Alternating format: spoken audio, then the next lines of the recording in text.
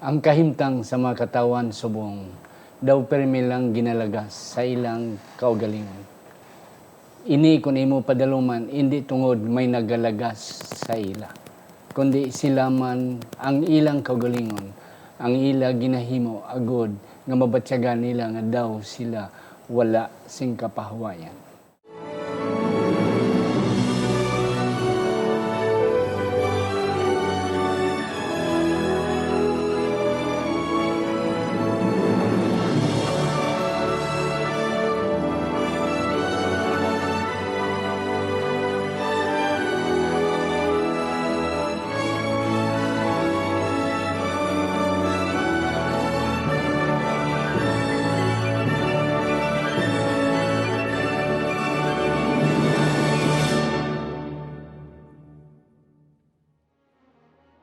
Ang pagtuon subong, ang simanal nga pag-usisa, pagtalakay, pag-review, o kon pagsiding sa ngaton leksyon sa eskwela sa Batika.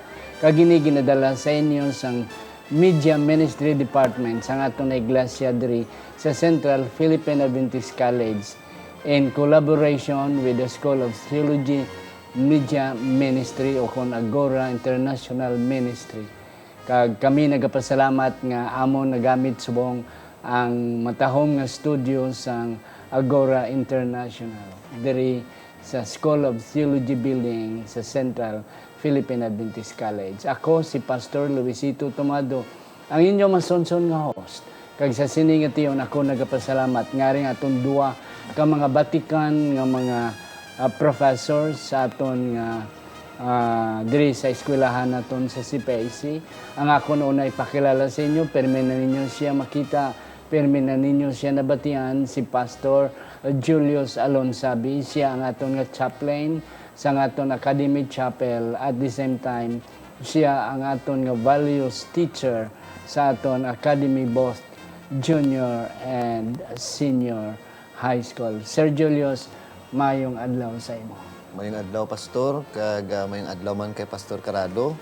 Kaupod sa aton mga kaabyanan nga tulok karon sa aton nga programa. Labi na gid Pastor luyag ko tamyawon ang mga utod naton sa Antique nga pamati gid sa radyo natin kag sa Radyo Bandera. Kada gid na semana maayo nga pagpamati mga kinaraya. Yes, mayad-ayad mga bugto dira sa Antique. Ang ikaduha nga ako ni pakilala sa inyo mga kauturan, isa sa aton pinakagwapo nga professor diri sa School of Theology, in charge sa Old Testament studies kag mga biblical languages and related studies. Wala sang iban si Pastor Rafael Carado. Pastor, mayong adlaw sa inyo. Mayong adlaw man, Pastor, no? Ako nagapasalamat gid nga nakaupod naman kita diri kag aton ginapasalamatan ang Dios nga sa diin ginapanalanginan gid niya ang programa, ang CMM. Kay may ara na kita nga mga katandem nga mga ministry diri sa Central Philippine Adventist College. Amen. Kag aton ginatamyaw ang aton nga mga sponsor si Sir Jeffrey, Yes. no, sa Agora Ministry kag sa CMM man. Kag akon man ginatamyaw, Pastor, ang akon nga mga kaparintihan, of course sa Panay kag Antique nga riya damo man ko da parinti kag akon mga kaparintihan dito sa Mindanao. Yes, thank you gid Pastor. Salamat Sir Jeffrey Montoya, salamat gid sa imong pagsuporta kag sa imong nga pagpadayon sa buluhaton sa Ginoo. Mga kauturan, sa hindi pa naton magpadayon, ari na kita sa Leksyon 3 para sa Hulyo 10 Tubtob 17. Lesson 3, Roots of Restlessness. Ang gamot sang walay kapahuwayan. Apang sa hindi pa, ako na anay ginatamyaw ang atong mga kauturan, labi na gid dira sa kawayan sa mga Bidal family, dira sa Hinubaan, mga Octavio family, si Mrs. Jenda Baguna dira sa Candoni and family. Ako naman ginatamyaw ang aton mga kauturan dira sa Antique, sa Aklan, sa may Capiz, sa Iloilo, sa Guimaras, kag diri sa Negros Occidental. Aton mga kauturan nga mga Ilonggo speaking dira sa North Cotabato, sa Sarangani Province, Sultan Kudarat, South Cotabato, General Santos City, Coronadal City, kag sa Bilog nga Mindanao. And of course, ang aton mga kauturan sa iban nga pungsod nga mga Ilonggo. Kabay pa nga ang Dios magapakamayo sa aton. Ako anay pasalamatan ang aton nga mga CMM nga mga sponsors for the last time this quarter. Ako ni mentionar ang among others mga kauturan kay madamo kita nga mga sponsors sa aton nga media ministry. Akong ginatamyaw ang mga mag-ulutod nga mga Trinyo, Anili, Marlene, and Jonathan, ang mag-asawang Juhan and Myla Susana, ang mga mag-ulutod Jenna, Sheila, and Alex Fijidero, ang mga mag-asawa Jet and Susan Caro, ang mga mag-asawa Mark and Meryl Mendoza, mag-asawa Mr. and Mrs. Alvin Estrada dira sa Tacloban City, ang mga mag-asawa Mr. and Mrs. Alvin Almonte dira sa United Kingdom, si Dr. Ray Piña Florida, the pastor and doctoral defender, and of course, Dr. and Mrs. G.C. Aragon Jr. Kabay pang ang Diyos magkapakamayo sa inyo. Mga kauturan, hindi kita malipat. Ara kita sa Radyo Bandera every 8:30 in the evening up to 9:10 Friday evening. Mabatian man kita sa radyo natin sa Kulasi Antique kag sa Hinubaan Negros Occidental. Mabatian kita mga kauturan sa Hope Radio, General Santos City, kag sa kaiping nga mga kabanwahanan dira. Kag mabatian man kita sa Homeline Radio sa may Salcido, Samar. Kabay pa nga ang Diyos, pagkapakamayo. Kag sa inyo nga wala pa nakasubscribe, siningaton leksyon sa YouTube, mga kauturan, inyo lang ipangitaon ang CPAC Sabbath School Lesson. Inyo na i-search, inyo na i-click, and then mabatian nyo na, ma-open nyo na starting Sunday morning down up to Saturday. Ang aton nga leksyon, available na siya. Kabay pa nga ang Diyos, magapakamayo sa aton. Sa hindi pa si Sir Julius magabasa sa aton sa nga teksto, ako na ni pangabayon si Pastor Raf sa pagduko sa aton mga ulo. Pangamuyo kita mga abyan. Amay nga balaan, yari kaw sa kaitaskan sa mga langit, amon ginatugyan sa imo amay, ang amon pagtuon subong. Kabay pa imo kami tagaan sang langit nun nga kaalam nga sa diin kami makahimo nga makahangop sang mga leksyon nga amo ang maghatag sa amon sang kalig-on sa amon pag-alaga dira sa imo. Amon ini ginatugyan sa imo pod sa pangalan ni Jesus nga amon manluluwas. Amen. Amen. Pastor, thank you gid sa matawong nga pangamoy. Sir Julius, aton sadsaran nga teksto. Ang aton nga sadsaran nga teksto makit-an sa libro sa Santiago, Kapitulo 3, versikulo 16, nga nagasiling. Kay kung diin ang kahisa kag pagka maiya-iyahon, didto man ang pagginamo kag ang tanan nga klase sang kalautan. Amen. Mga kauturan, ang aton nga leksyon sa sini nga simana ang gamot sang walay kapahuwayan. Sa aton nga introduction, ako na mentionar kay na nga subong nga panahon ang tao daw tama kasako. Nga daw wala na gid pahuway. Even nga bisan gani bilog na nga simana daw wala na gid pahuway. Naway na tulog-tulog. Pero kung imo gid sid ingon, Pastor Rap and Sir Jules, kung imo gid trison, ang tao naman mismo among nagahatag sina nga problema. Tungod sa iyang ambisyon, tungod sa iyang pagkamayayahon, tungod sa iban nga mga aspeto sang kabuhi nga nagahatag sa iya, nga siya mismo magalagas sang iya kaugalingon nga panahon. Yes, and that's it. So mga kauturan, ang aton nga leksyon sa sining nga semana, we will try to answer the question.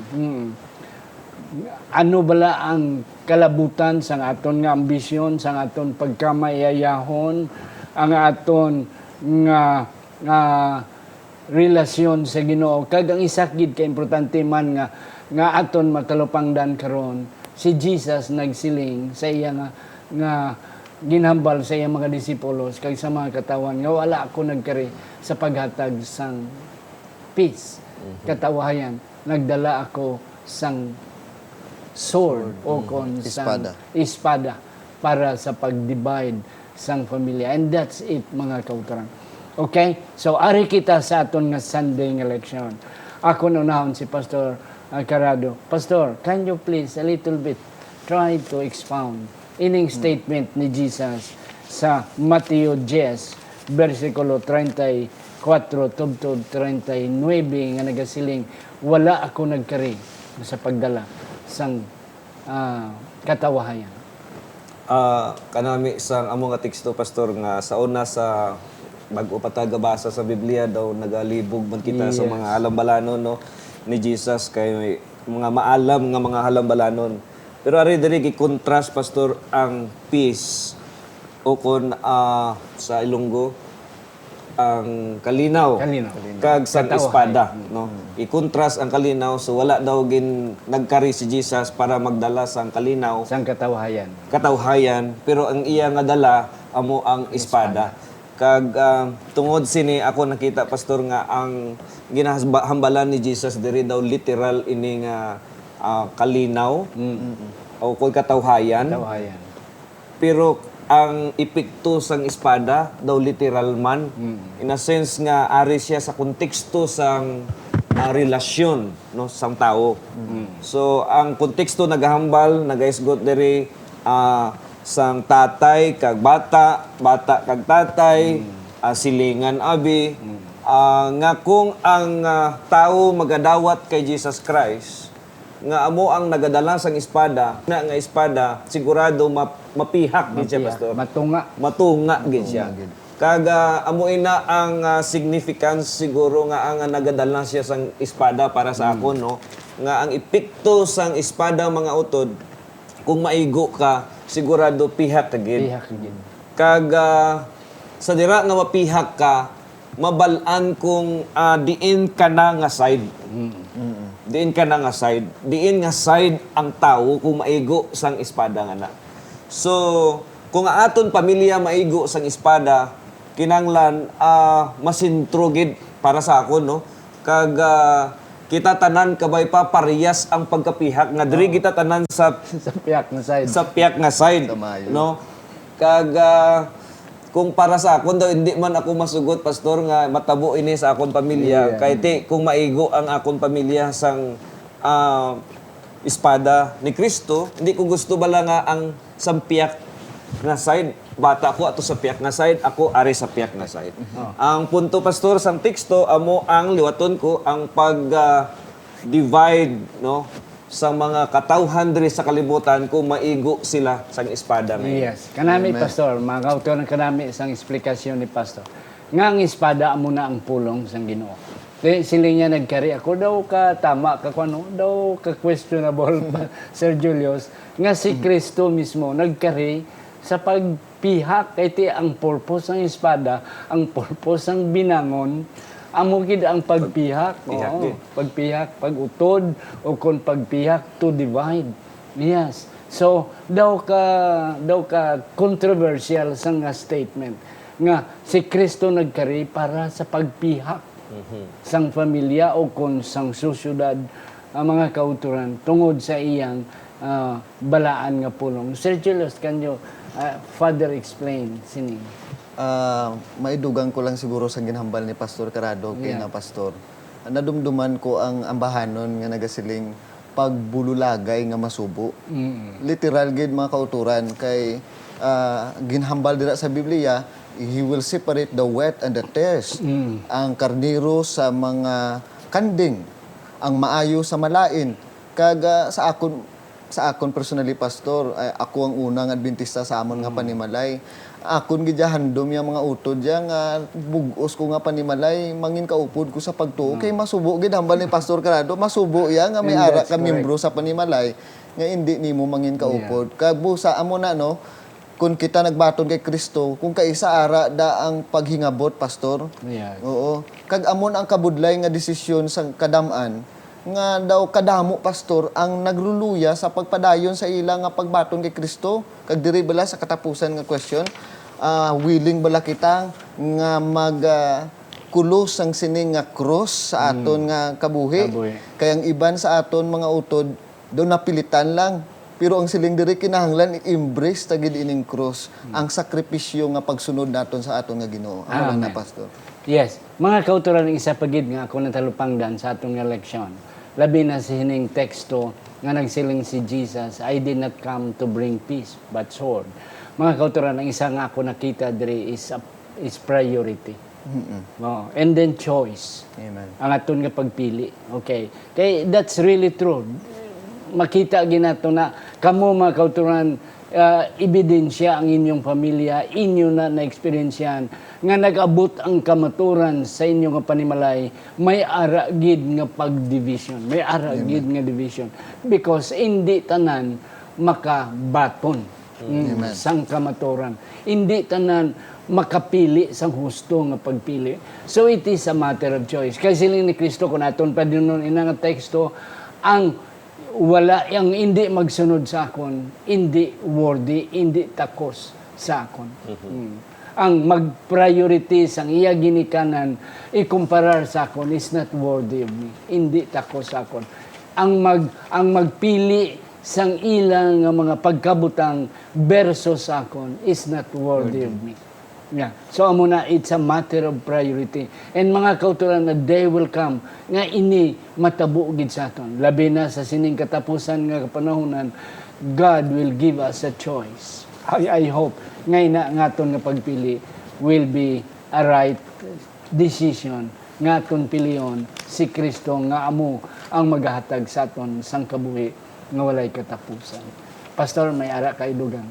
Actually, pastor, para sa akin, no, nakita ko daw paradox statement ini siya. Magani, Actually, daw hindi tuod, pero actually tuod. Yeah. In a sense nga, kung ara ka kay Kristo, or piliun mo si Kristo, it may divide your family. Kagamoy na ang espada, siguro. Yeah. But, ang resulta sina, pastor, peace. Peace. Kapahuwayan. Restless ang pag-rest, ang pagpahuway dira kay Jesus Christ. Yes. And Jesus Christ is the true peace. Amo na gani pastor nga paradox siya kay daw hindi siya tuod pormiro pero kung padaluman mo gid actually waay man sing lain nga solusyon Yes. sang restlessness naton o waay sing kapahuwayan kundi si Jesus Christ lang gid. Yeah. Mga kautulan, matuod na, nga daw ka-paradox, daw ka-contradiction bala. O nga daw hindi mo mahangpan. But later on, you will realize na kung ara na kita sa kamaturan, mga kautulan, matawhay ang aton pagsinarayo. Matawhay ang aton. Labi na kung ara kita sa kamaturan, mga kautulan, Pastor Jules, daw hindi na kita ginalagas. Daw hindi na kita magsilinga halos tanan nga adlaw lagsonta ang adlaw nga hindi ta pagpadulugon, hindi ta pagpasalupon. But we are if we are already in Christ, sa adlaw nga nagpahuway, relax kita kaayo. Yes. Ang atong leksyon, Pastor Joel, sa sininga semana, gamot sang walay kapahuwayan. So ang isa diri among others nga gi-mention na diri is ambition, selfishness. Can you, Pastor, tell us further about this? Ang simple ko lang mahambal siguro makuturan, ang pagka maiayahon isa ka root, no? Sa lapad ang sala mga utod, kag isa ini ang pagka maiayahon. Kita by nature mga utod, we are really selfish, Pastor. Yes, and that's correct. Kay sa dira nga kita nagahandom nga maangkon naton ang for example abi wala pa na imbento ang bisikleta, gahandom kita nga makabisikleta kita. Pag abot sa bisikleta, nag-abot ang motorbike, gahandom naman kita, hindi kita katulog. we want more and more. More. Kag kay isa gasiling kita, kung may salakyan ako siguro, mangin mas matutom ako sa pag-attend sa akon nga pagpanimbahon. Pero kung ara na, pastor, ang hambal dira, no? Sa sobra naton handom, sang madamo, nalatnan kita, sang sining kalibutanon nga impluensya, Amen. nga ang aton nga prioridad sa aton pagpanimbahon sa Ginoo, nadula na. Kundi luyag ta na ya, tudto sa ulihin, dumdum ta, daw Diyos naman kita dire. And that's correct. Sir Julius, kanami sa imo nga punto nga by nature, By nature. kita is selfish. Kung alam ba mga kauturan, Pastor Raf and Sir Jules, tanaw alam lang ang kabataan. Ang kabataan, inosente na sila. Try to observe them. Gagmay pa na sila. Pero by nature, ara gid ang selfishness. Kay masiling ka to, abi taga-ay si imo amigo, hindi na maghatag. No. By nature. To, bi taga-ay siya dulsi. Ti kun isa lang ka dulsi, hindi ya ginaihatag. By nature na. Ara gina sa bata. That's why kita nga ginikanan has to correct that kind of nature. Amen. And then, through Jesus, ang aton pagka-selfish, makorek na siya. And that's one of the roots of restlessness. Pastor Rock. Pastor, ang ini bala nga topic ko, hindi lang ni sa Christian world Presente ini sa tanan nga mga reliyon. Sa pagtuon ko sang world religion, Yes, Pastor. isa sa mga reliyon nga nagdiscover gid sini ining mga Buddhism. Labi na gid ang ilang nga founder nga si Siddhartha Gautama. Gautama. According sa stories, used to be rich. Rich, no? Rich kid siya. Yeah, oh. Pero Bata later sa on, sangari, oh. iya nakita bala nga ang mga tao daw sing kapahuwayan. Yes. So, Suffering per me. may suffering permi. So iya gipangita ang solusyon. Kung ano gid ang rason sang suffering, sang restlessness sang kalibutan. Yes. Kag ang iya nga conclusion, ang iya nga Diskubrihan. diskubrihan self. Self. Ang kaugalingon. Una gid kaugalingon. So amo na nga ang ginhimo niya, ginbayaan niya ang palasyo. Yes. Kag naghimo siya nga isa ka monk nga nagalagaw nga wala sang chinilas, no? Rejecting all material things. yes. So ara na sa ilang nga doktrina. Doktrina. Ang ini nga istorya, no? Amo ni ang teksto ta diri sa Pilipos, ang ginhambal sa atong leksyon, 2:5-8 nga si Jesus Christ ginhimo niya man ina, pastor. To solve the problem of restlessness sang mga tao, nga waising kapahuyan sang tao, siya nanaog alin sa langit bilang Diyos nga nagpakatao. Ang nakita ko, abi pastor, ang problema sang selfishness, kabaliktaran siya gyapon Kaya ang tao gusto magsaka. Oo. Ang problema, ang ginimo ni Jesus, nagnaog. Now, Amo na bala? kanami. So, ang pressure, pastor, permigid sa bukanay mo. Sampukan. O sa bukanay, gid ang gusto sang Diyos, kag ang gusto sang tao. Kaya ang gusto sang tao ya magdato, gusto sang tao ya mo ya asawa. Damo kwarta. Damo kwarta niya, Damo damo salakyan niya, propiedad, damo lupa niya. Kaga ang atong leksyon na gambal nga tungod sa selfishness, pati ang mga kabataan mag-inaway sa propiedad. Yes. Oh. And that's damo na ang nagkikitabo. So, which is, amo na siling bala naton nga, ang pressure nga, daw nagsugatan ay ba? Sugata ay, no? So, aton maintindihan mga abyan nga, para nga pahuhay, maara kita kapahuwayan, magsunod kita sa direksyon ni Jesus Christ, Yes, nga magpaus, hindi magpasaka. Yeah. Pero listen, pastor, kung kaysa. So, nami gisang leksyon ta, pastor. Hapos ang balon, but kabudlay himon. Kabudlay But mga kauturan, there is no impossibility with God. Mhm. There is no impossibility with Christ. Kung wala kita Kristo, si Satanas, pastor, amo ning iya selfish. Yes. Gusto siya nga magsaka. Whereas ang attitude ni Jesus, nga iya gin-demonstrate na naog. Okay, si Satanas siya gusto magpungko sa trono.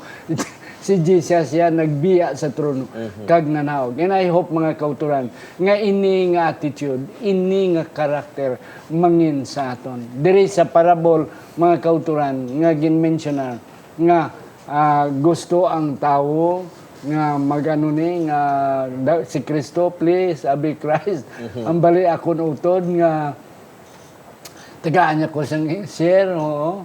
Pero si Kristo wala nahimo arbiter, wala siya nag-judge. Ang iya nga gin-mention is about ang pagkamaiyahon, dulaon ta so that you will have peace.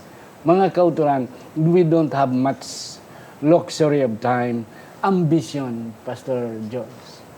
Mga kauturan, ang ambisyon hindi man problema kung maayo man lang. Kaya tanan kita may ambisyon. Pero Kaya ang tao wala ambisyon, amo na siling sa Wala mga pala Cebuano. katuan. Ang tao nga wala goal, kuang goal. Oh, yes, right.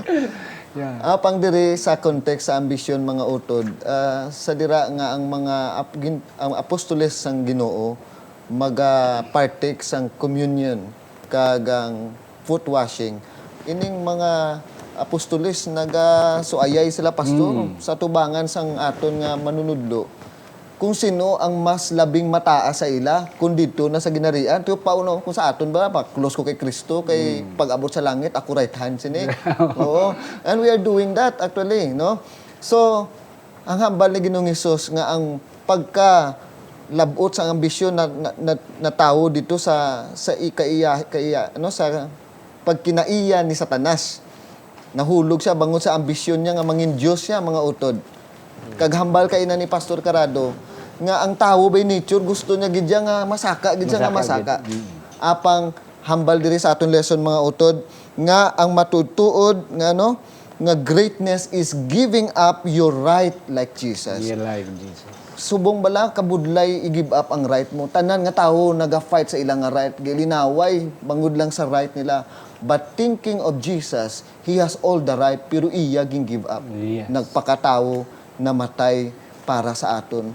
And it's really a great insult in the face ng aton mga disciples kay nga aman. Samtang sila gasuay, here comes ang ilang master, nagkuha sang basin, kag naghugas ang ilang mga tiil, simbolo sang pagka-ulipon. Okay, pagka-servant mga utod, really true humility mga utod. It really surprised us. Amo na Sir Jules and Pastor Raf, nandamo followers ni Christ. Oh, kay wala siya ambition. Simply ang iya is serve. Amo na kadamo sa mga tao, damo mga politiko nga wala sa nagabuto sila. It is because ambition nila kang ila pagka-selfish. But yet with Christ, millions and millions followed Christ. It is because of the teaching of Christ, of humbleness. Yes, Pastor. Ang mga disciples, tao, kag sa ilang nga time abi, daw natak-an naman sila Sir Julius sang kabuhi nga to kalang pirmi sa ubos. Yeah. Kay ti sa ilang nga panahon kung imo lang taon may mga level ang system ang labi na gidang mga Hudiyo. ang sosyedad. No, may ara diri taas ang Roma diri. Ari ni amo ni ang Roma. Tapos amo ni abi ang mga pare. Ari diri ang mga iban nga mga sundalo abi. Kaya di indapit sa level sa society ang mga disipulos. Atos dalom. Ato na, di ba? Fisherman, farmer, ato sila. Ti kung ikaw mangunguma, mangingisda, gahandom ka manayhan nga maging right hand ka ni Duterte. Siyempre, di ba? Siyempre. So ang imo handom, again, ang handom sa mga disipulos, magsaka dito sa babaw nga status. No? Magbabaw nga status. Kaya ang problema naman, paradox naman ang message ni Jesus Christ. Kaya ang message naman niya, naog ka. Naog din siya mismo, nagnaog sa pinakadalom nga posisyon sa servant. Di ba? Why say dito babaw sang mga society? That is why, labi na gid sa aton kultura, bala pastor. No? Nga, kanang shame culture, naton bala nga mga Pilipino. Kahuluya, kung way ka eskwela, bata mo, na bala, Status. daw kahuluya nga mangunguma lang imo bata, daw kahuluya nga mangisda lang imo bata. Amo na nga everybody wants to go up. Amo to gay na nga nami man tong punto nga way man problema ang ambisyon. Ambisyon. No? Basta dala mo si Jesus Christ. Amen. No? Amen. Pero kalisod bala no nga nagasaka ka dala mo si Jesus Christ, no? Kalisod no? Kay ang direksyon ni Jesus Christ padalom eh. Yes. Amo ni ang naintindihan ko sini nga leksyon naton pastor. Yeah, kanami mga kautunan, matuod na wala problema ang mag-ambisyon. Kaya ang taong wala ambisyon, wala gid sang improvement. Yeah, bisan sa pag-alagad sa Ginoo, kailangan may ambisyon kita. Ambisyon kita to reach more souls. Pero ang problema lang, kay kung mag-ambisyon kita, kag kung ato na kita sa babaw, it's not easy to come down. Yes. Nga magpanawag. Amo na ang problema sang tao. Wala problema ang mga ambisyon kung hindi ka lang magtapak sang ulo sang iban. Yes. Oh. Nami gid nga dungan kamo tanan saka tanan because that's our intention, that's our goal that one day we will be there in heaven. Hypocrisy. Ano sa Ilonggo ni hypocrisy? Katikalon. Hipokrito. Pag sa Bisaya pagpakarong ingnon. Pakaron, yes, pastor, come on. Yeah. Ang way na ta oras pastor, ang mahambal ko lang gid pastorya, para makita ka sang tao, sa pamilya mo, sang silingan mo nga nagasunod ka kay Jesus Christ, magpakarong ingnon ka sa Bisaya pa, magpakuno-kuno ka, nga gasunod ka man, di ba? Amo ning hypocrisy. Nga gapasunod gasunod ka kuno kay Jesus, pero actually direksyon mo yaga mamakal ka tulupa. Sang hipos wala pastor. So amo na siya hypocrisy, and I believe we are all victims of this. Yes. That is why our lesson is not just for our members. Ang lesson para gid ni sa aton tanan. Amen. Acting what you are not. Yes. Oh, that's hypocrisy. Nagapakita ka, nagahimo ka, nga hindi ka muna. That's not your real self. Yes, Sir Julius. Nahambal na kay na ni pastor no kag ang atong tion hindi na ginagtugot ang akon lang gid siguro mga kauturan kaangay sa mga parisiyo kang una sa mga sadusiyo kang una sige sila tudlo amo man sa aton nga pagkabuhi bala tudlo pero wala ginakabuhi ang ila pagtudlo amo na ang pagkahipokrito pastor. Yeah. Amo na sa homiletics atong ginatudlo nga live what you preach. Oh. Yes. I would rather see a sermon than hear once. Amen. Mas maayo pang makita ko ang sermon sang sa magpamati. Yes, Pastor, we don't have time. Last word ni mo, Pastor Ralph. Ang akon gid nga last word, kutloon ko na lang pastor ang John 14:1, let not your heart be troubled. Amen. Let not your heart be troubled. You believe in God, believe in Jesus Christ.